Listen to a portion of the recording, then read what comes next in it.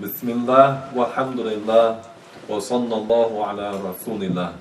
Qala al-Rasul sallallahu alayhi wa sallam, innamal a'malu bin-niyat.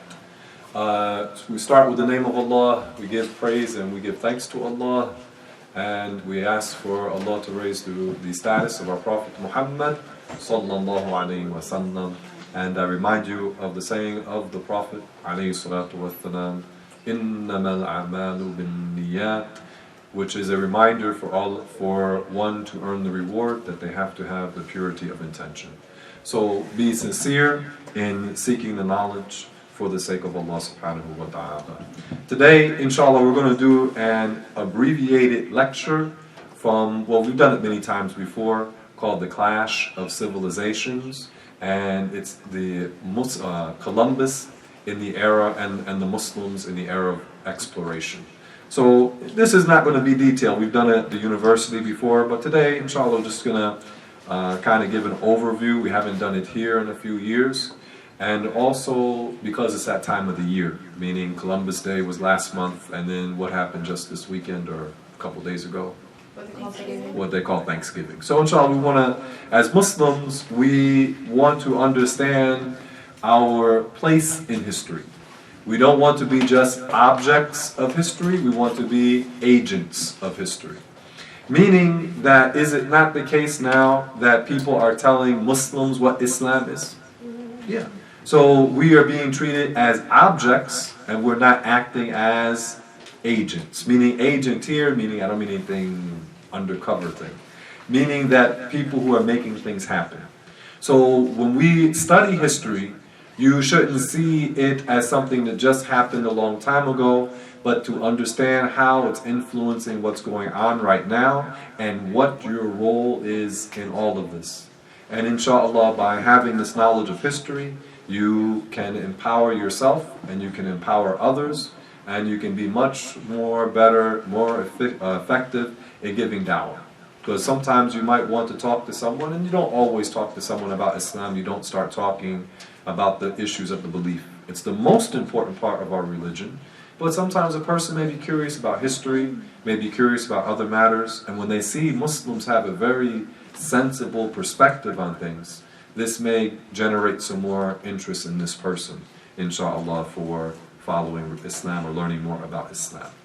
So let's go back a little bit in history, and we're going to talk, again, we're talking about Columbus, we're talking about the era of exploration, and the clash of civilizations, and the issue, the role that Muslims have in all of this. So when we talk about Columbus, I thought it's a good idea to go back to Prophet Jesus alayhi salam. Prophet Jesus, he was born about 2,000 years ago. Now you know that they call this 2015. We don't know the exact year in which Jesus was born. And he wasn't born on what they call Christmas. This is a later innovation that came up in history. But Prophet Jesus, alayhi salam, he was from what land? Palestine. He was from Palestine, alayhi salam.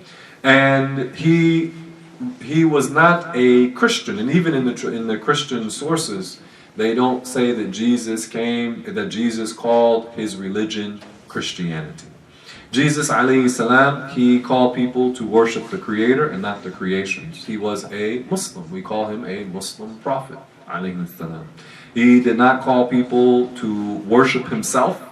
He called people to worship the Creator, Allah. He spoke the Aramaic language, or the Syriac in particular, the Syriac language.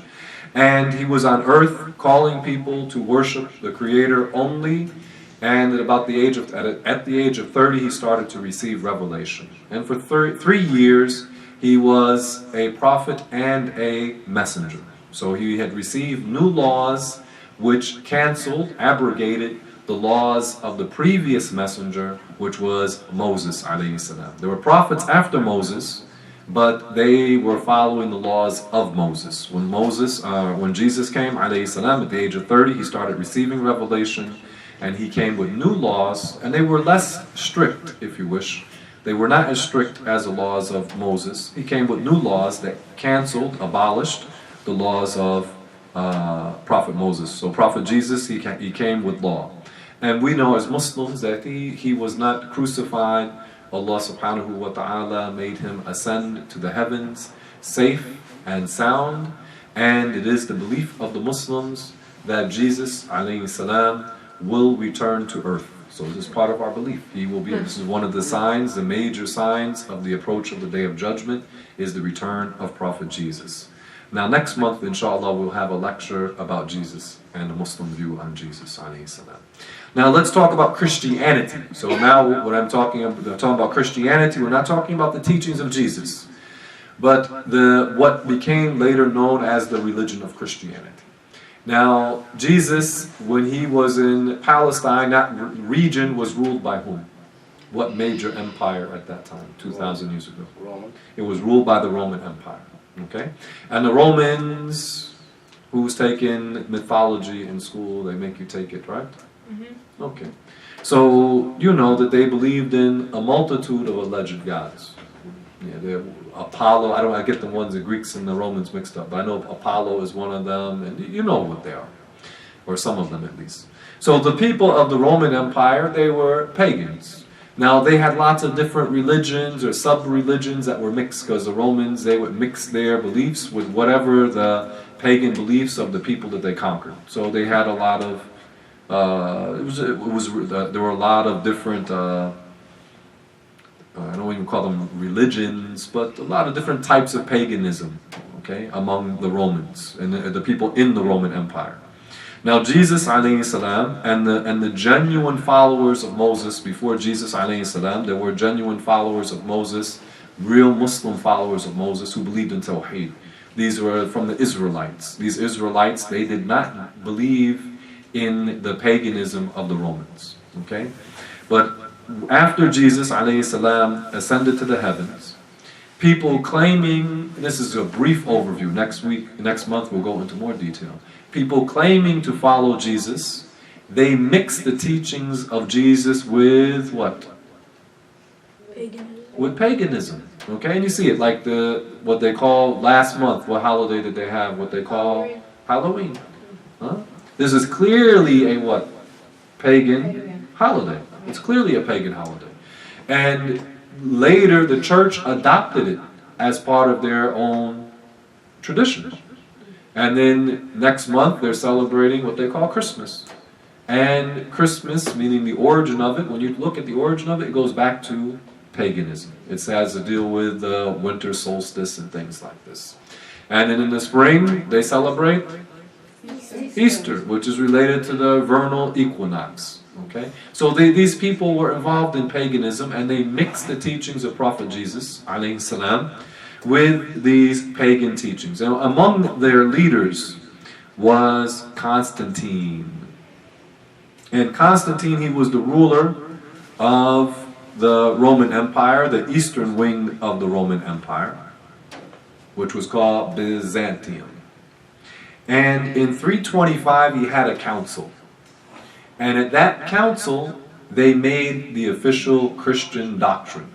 Because among the people claiming to follow Jesus prior to this time, that some were truly believing in Jesus. There were true, genuine believers in Tawheed, the belief in the oneness and perfection of Allah. There were genuine believers in Tawheed who were truly following Jesus.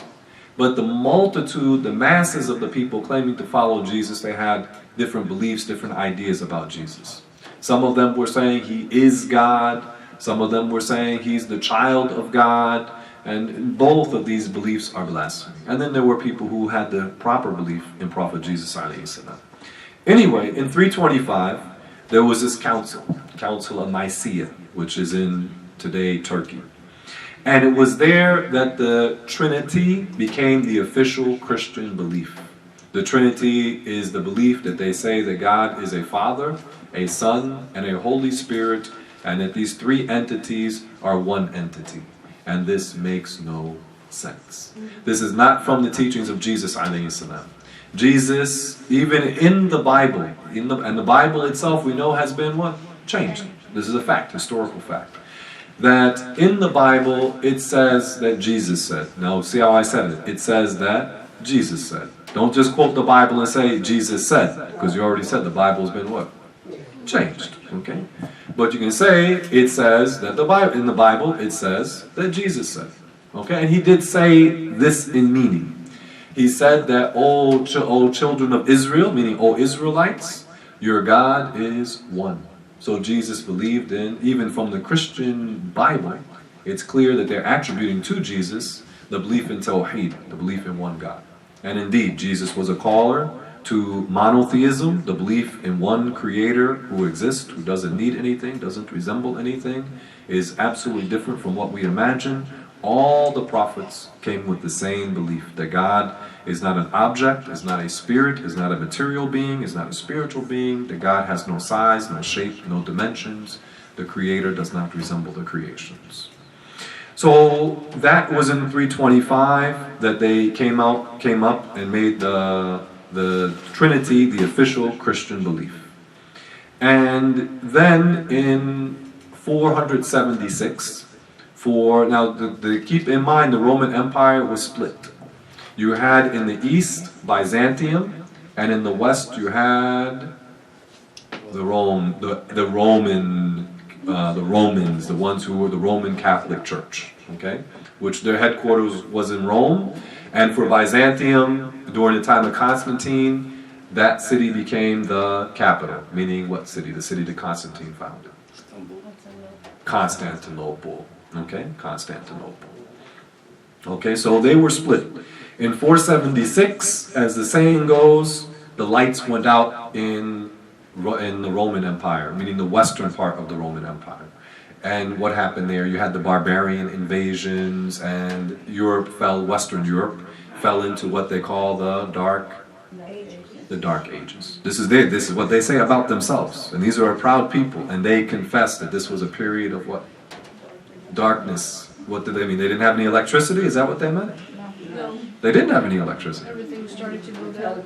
Yeah, the people fell into a deep state of ignorance. Deep state of ignorance. And the church dominated practically every aspect of the people's lives. Just so you guys keep up with the language issue, just so we know.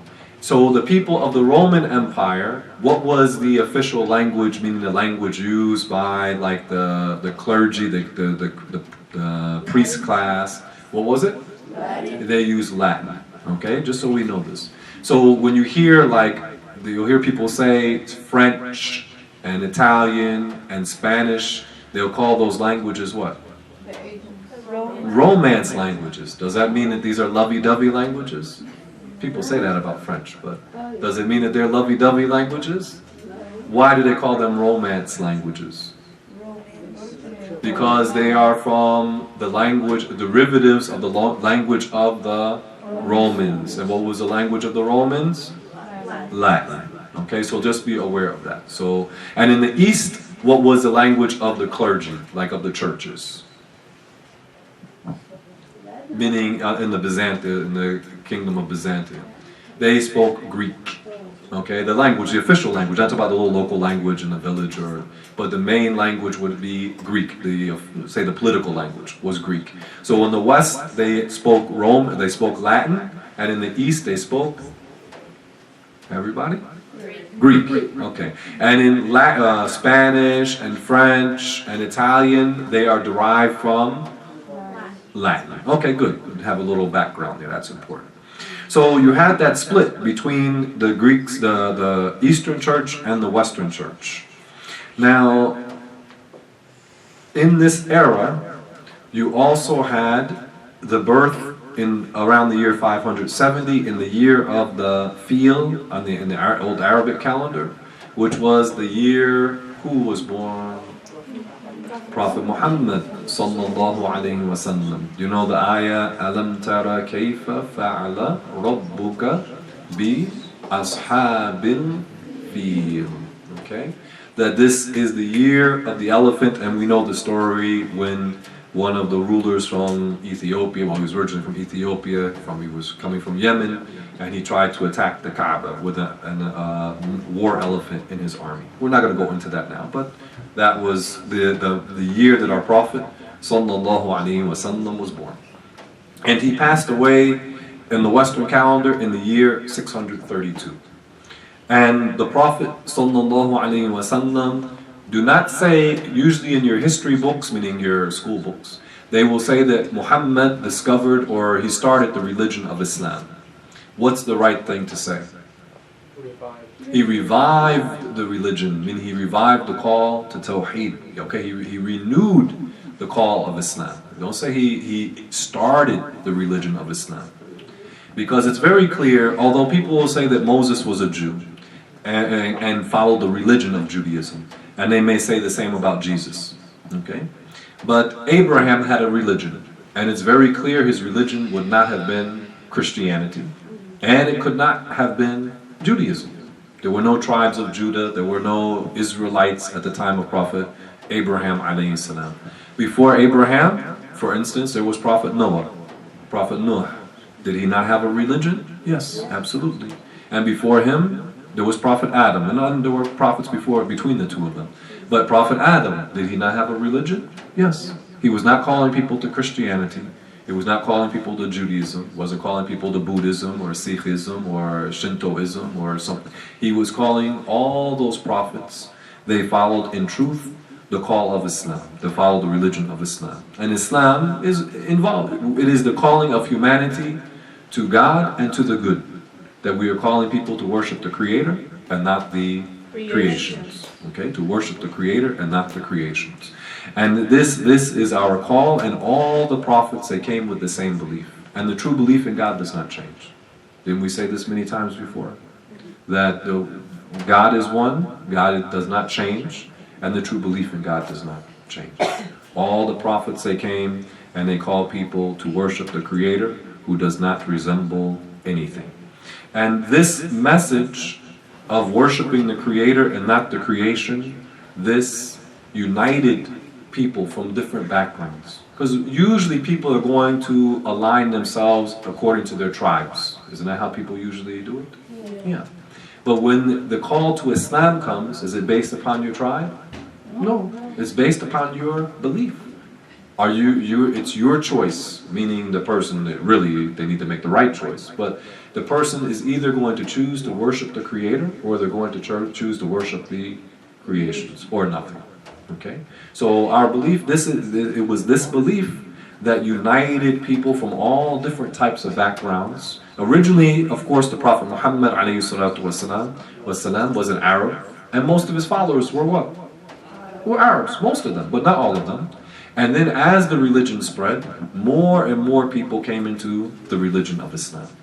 And again, it's that belief in the worship of God, the Creator, and not the creations.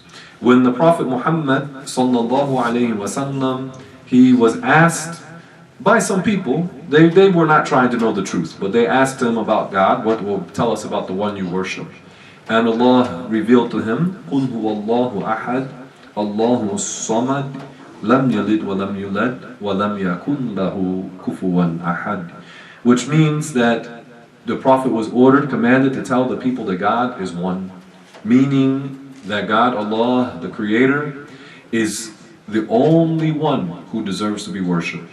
That Allah is the only one who creates, brings things into existence. We don't create, what do we say? We imagine and manipulate. Okay, we cannot bring something from non-existence into being. Okay, Allah is the one who creates. Allah is Al-Ahad, the name of Allah, Al-Ahad. It means also that Allah is unique with no similarity at all to anything. And that Allah is not composed of pieces and parts, meaning Allah does not have dimensions. Allahu Samad, Allah does not need any of the creations, because Allah existed before the creations. And all the creations are in need of Allah. So we know from that Allah exists and is not in a direction or at a distance or in a location. Because before direction, before distance, before location, there was a Creator. Allah existed before the creations with no need for the creations, and after Allah originated the creations, Allah did not change and start to become in need of that which Allah Ta'ala created. Very easy to understand. And then again, when people are hearing this belief, a person who is sincere and wants to know the truth, it is easy for their heart to accept it. When somebody is telling you about the Trinity, meaning when the old days, when the Christians are we'll talk a little bit later, When the Christians are trying to tell people you ought to believe in an entity that is one single entity, but it is three different entities, and that one of those parts of those three entities had to become a baby and then get murdered so your sins could be forgiven. Is this something the mind naturally accepts? No, the mind, the natural intelligence rejects this. And you'll see this is what happens to those people, how Christianity spread, because in a large part of the world, they could not appeal to people's intelligence. And that's a big reason why the Europeans themselves, they fell into the Dark Ages, because their belief made no sense. And if a person starts using their mind, they're going to what? Question and challenge that belief. And since the church, meaning the Catholic Church for instance, they could not answer those people's questions, so then what would they do? They would torture and kill those people who disagreed with them, because they couldn't explain to a reasonable person the alleged validity of their beliefs. So Prophet Muhammad sallallahu alaihi wasallam, while he was here sallallahu alaihi wasallam, that he united the people on the belief, the proper belief in God. And all the prophets, they have certain qualities. They are all men of virtue, they are all truthful, they are all intelligent, they are all wise, they are all courageous, that they have the best qualities that the man can have. Okay? They are the best as a group of a class of creation. They are the greatest of all the creations. Alayhimus salam. And they come with laws, whether they are following the laws of the previous messenger or they get new laws, but they are following the law, the divine laws. And we know that those laws are for our benefit in this dunya, this world, this earthly world, and then the realms that come after we die. Because then we say after you die, your existence doesn't just end, you go into a different state. So knowing this, by knowing the laws of the divine laws that Allah reveals to the prophets, then you will know, what do I need to do so that I can live a good and just life here and be well prepared for what happens in the afterlife. So Prophet Muhammad sallallahu alaihi wasallam, his laws cover every aspect of our lives. And it was by following those laws that, again, the proper belief in God and following these laws that were revealed to him, these divine laws, that the Muslims became united. And within 100 years after the passing of the Prophet sallallahu alaihi wasallam, that the Islamic domains, they were from the frontier of China in the east all the way to where in the west? Beyond Morocco. Well, Morocco, west, but I'm thinking more something else. Up into Spain and into Portugal and even into southern France within 100 years. Now back then, they didn't have like fast militaries and things like that. And one of the features of the Islamic Empire, when Islam spread, that it's not like the Genghis Khan. You know about Genghis Khan and the Mongols?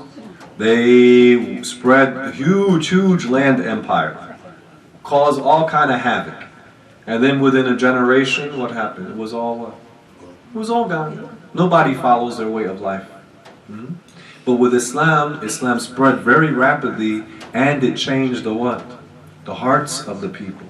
So the Islam in those regions that we mentioned, until today, those areas are still filled with what? Muslims, with the exception of Spain and Portugal and southern France. Okay. So when Islam spread, it transformed the people. It wasn't just like a political ruler and he imposes his will on the people, and if that ruler or if his dynasty dies, then that's it. People go back to whatever they were on before. No, to the contrary, Islam transformed a massive part of the world. It transformed, of course, the people's religion, it transformed the language, and it transformed the people's culture. And this spread of Islam is one of the most amazing things in history. I mean, even among the non-Muslim historians. Because if you think, like the Muslims, the original Muslims, most of them we said were Arabs, right? And in the Arabian Peninsula in the 600s, at the time, in the early days, were these a sophisticated group of people? No. And yet, within a short time, in less than 100 years, within about 25 years, after the passing of the Prophet sallallahu alaihi wasallam, that the Muslims had conquered the two superpowers of that time. Who were the two superpowers of that time? The Persians and a large part of the Byzantine Empire. Okay, within 25 years. How is that? Within 25 years. It's amazing. And then, as we said, and then the Muslims spread far beyond that within 100 years. So this is something to think about. Now the Persian Empire back then was not only, what is Persia today? Iran in general, okay? Because the people in Iran, they don't speak Arabic. They write in the Arabic script, but they speak their own language, which is Farsi or Persian, okay? And also the Persian Empire included Iraq. Okay, so it was Iran and Iraq. In general, those areas, you know, they didn't have the borders then as we do today, mashallah. Okay, so we talked about the spread of Islam to the West. And in what year did the Muslims enter Spain? Easy date to remember, right, Sister Hiba? Go ahead, tell us. Easy, one of the easiest dates in history. 7-11. 7-11, yeah. If you live in the Northeast, they have a convenience store called 7-11. Can't forget, mashallah. What happened in 7-11? 7-11. The Muslims enter Spain. Tariq ibn Ziyad, he was a North African. He led the Muslims into Spain, and Spain becomes a flourishing culture and civilization. This is in 7-11. This is where the Muslims, one of the places where we excelled in science, in mathematics, in architecture. What's architecture? Building structure. Yeah, the structure of buildings. Agronomy. What's agronomy? You know agronomy? Oh, isn't that a mixture of Arabic and... No. Agronomy, science of agriculture. If you want to have a flourishing civilization, the people need to what? Eat well, don't they? To have healthy foods. Okay? And among the amazing things of the Islamic civilization was the ability to synthesize, meaning to take from all of these different cultures and mix. It's reported, I don't have the details in front of me, but they mention about paper. That the Muslims, they learned, it's reported in the books, that they learned how to make paper from the Chinese. Because the Muslims went to where? To China. They learned how to make paper from the Chinese. And within like 20 years, the science of paper making, it went from China to Spain. But it took hundreds of years for it to go from Spain into Germany. Why is that? Because the Europeans at that time, did they have a high regard for learning and education and literacy? What are they going to do with paper? Yeah, they can't read. 99% of the people in Europe could not what? Read. The kings, some of the kings could not read. They would have their Christian services. They would have the guy go, and he's going to recite some things in Latin. The masses of the people, they don't what? They don't understand. They're not educated. They can't even. They're not even able to read their native language. And they definitely don't know Latin. He would go. He would recite some things in Latin, and then that would be their service. The people don't know what's going on, and there was no desire to learn, meaning among the masses. Even nowadays, if you have a smart kid in school, what do they call him? A nerd, a geek, right? In our culture, meaning in the Islamic culture, that learning and intelligence, isn't this something highly regarded? Absolutely.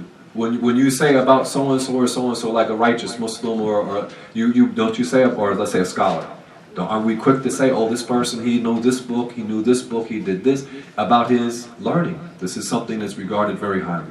So the science of paper, it is said it went from China to Spain, Muslim Spain, in like 20 years. And it took hundreds and hundreds of years for it to go from Spain into Germany. Because they had no use for it. What are people who don't care to read or learn, what are they going to use with, what are they going to do with paper? And paper was also something that revolutionized learning. Because prior to paper, sometimes people would write on papyrus, which is not easy to write on. Other people were writing on what? Leather and things like that. Sometimes they would write on animal skin, like what do you call it? Not the hide. No, when they do like your diplomas. I forgot the term. No, there's a term they use. It slips my mind now. That this is all expensive. But paper, it's cheap, relatively, back in those days, it would be cheap, and it's also light. Okay? So this revolutionized learning. MashaAllah, the Muslims, we didn't discover it, but when we got it, we knew we put it to use, MashaAllah. And so a lot of the times when I'm mentioning like Muslims did this or that, I'm not saying always that we discovered those things, but we exploited them, meaning took advantage of them in a good way. So we said that the Muslims, they excelled in different sciences, mathematics, civil engineering. What's civil engineering? How you design the cities, okay? Also medicine. And again, the culture in general placed a great emphasis on learning. Now there's a quote here I have from Stanley Lane Poole. He wrote a book about 100 years ago. He's an Orientalist, so this is not like a Muslim. He's not a guy you would say is like a Muslim sympathizer, but about more than 100 years ago, I guess, about 150 years ago, maybe 125 years ago. He wrote a book called The Moors in Spain, and he speaks about Cordova. You guys, you can relate, right? All right. So he says here in his book, he says, to Cordova belong all the beauty and ornaments that delight the eye or dazzle the sight. Her necklace is strung with the pearls which her poets have gathered from the ocean of the language. Her dress is the banners of learning, well knit together by her men of society, or by her men of science, and the masters of every art and industry are the hem of her garments. Do you see how he's speaking what? In a poetic language, mashallah. He says mathematics, astronomy, botany, history, jurisprudence were to be mastered in Spain and Spain alone. Whatever makes a kingdom great and prosperous, whatever tends to refinement and civilization was found in Muslim Spain. So this shows, this is part of whose heritage? Yeah, our heritage. This is from these are our forefathers, meaning forefathers and foremothers in the deen, in the religion, even if we are not genetically related to those people. Also, it wasn't only Spain. There was another place, and Portugal. There was another place in Europe where the Muslims had an influence for about 100, almost 200 years. Off the coast of Italy. Sicily? Sicily, yeah. A lot of people, they don't know the Muslims ruled Sicily for nearly 200 years.